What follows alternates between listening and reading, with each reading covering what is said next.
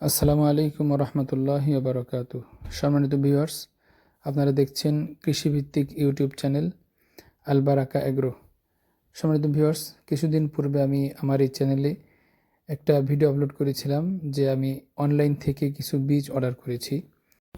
আমি সেখানে প্রায় 10 প্রকারের বীজ অর্ডার করেছিলাম।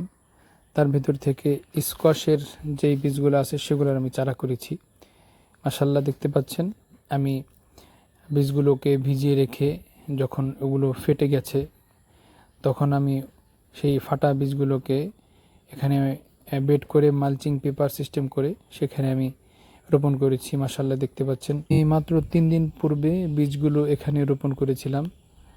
আপনারা দেখতে পাচ্ছেন 3 দিনের মধ্যে আলহামদুলিল্লাহ আমাদের গাছগুলো অনেক বড় হয়ে গেছে এবং আশা করছি আগামী 25 থেকে 30 দিনের মধ্যেই আমাদের গাছে ফুল দেখা যাবে ইনশাআল্লাহ তাআলা।